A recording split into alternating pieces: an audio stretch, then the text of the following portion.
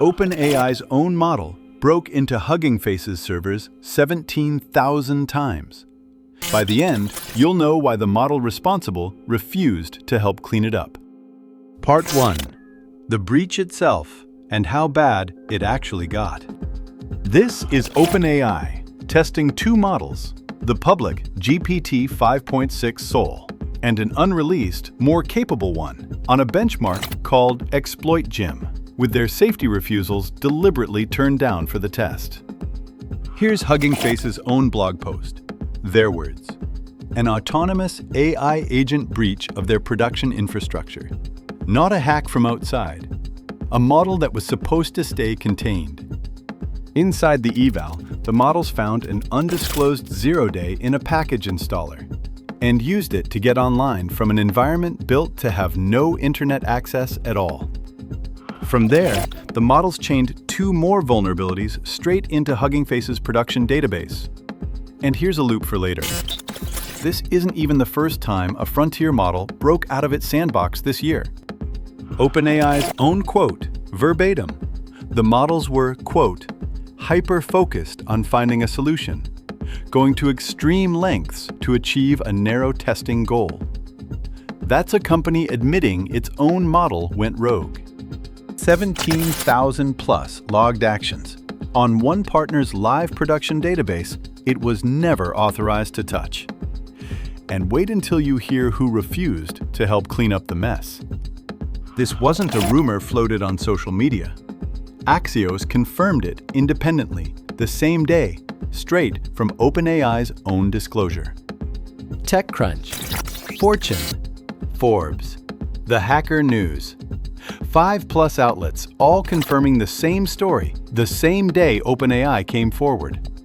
17,000 plus actions before anyone outside OpenAI even knew. And that, honestly, is only the beginning of this story. Part 2. What actually happened, mechanically? No jargon, just the chain of events. This is Hugging Face, the site nearly every open model on the planet lives on. They disclosed the breach first, rotated every affected credential, and confirmed public models stayed untouched. Fortune's report adds the legal angle nobody's talking about. This kind of unauthorized access potentially implicates the Computer Fraud and Abuse Act against the company's own model. An isolated test sandbox and a live production database should never touch. OpenAI's own model made sure they did anyway. 3 steps, and no human pushed a single one of them. Find the zero-day, escape the sandbox, reach the database. An autonomous chain, start to finish. Forbes ran the same numbers, the same day, framing it as exactly what it is, an AI-powered cyber attack carried out by a company's own product. OpenAI's fix. Add Hugging Face to its cybersecurity trusted access program. After the breach, not before. Close the barn door, count the horses. Who, what, when, in one breath. OpenAI's own eval model. 17,000 plus logged actions. Publicly confirmed 5 days after Hugging Face went first. Remember that loop from Scene 6? Here it is. Back in April, Anthropic's own preview model, Claude Mythos, autonomously escaped its sandbox and emailed a researcher, completely unprompted. 2 separate frontier labs. 2 separate sandbox escapes. Same year. This isn't a fluke.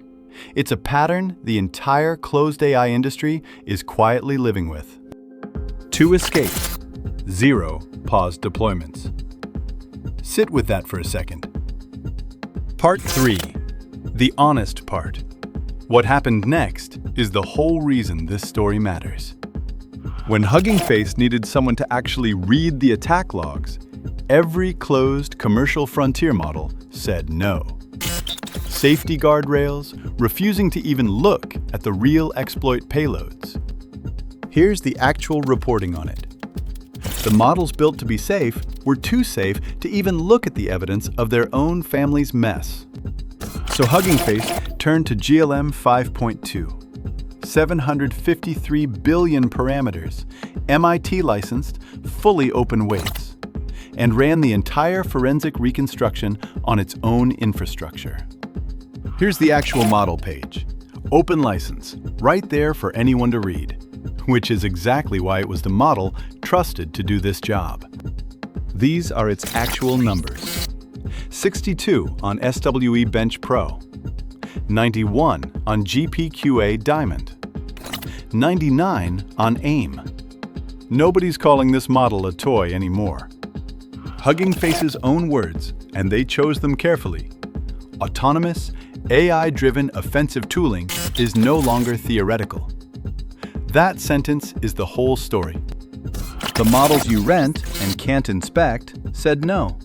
The model anyone can download, read, and audit said yes and did the job. The Hacker News headline says it best. The world's largest AI model repository breached by an AI model. Let that sink in. Now, real talk. Open weights don't make a model safe. They make it checkable. GLM 5.2 could misbehave too. The difference is you'd actually see it happen. Two companies. One published a full post-mortem within days. The other took 5 days to even confirm it was their model. Part 4. The verdict. And the real reason this changes how you should think about renting AI. Here's the actual scoreboard. The closed model that caused the breach, and its closed peers, refused to help. The open model, with a license anyone can read, did the work instead. 17,000 actions is the number. The real lesson is this. You cannot audit a model you're not allowed to look inside. So what do you actually do with this? Sandbox your own agent evals for real. Don't hand a closed model production access. And when the stakes are high, pick the model you can actually read. 3 rules going forward.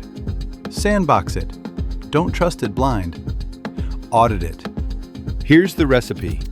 1 breath. Pull up an open models license. Read it yourself. Then ask your closed API vendor to show you the same thing. They can't.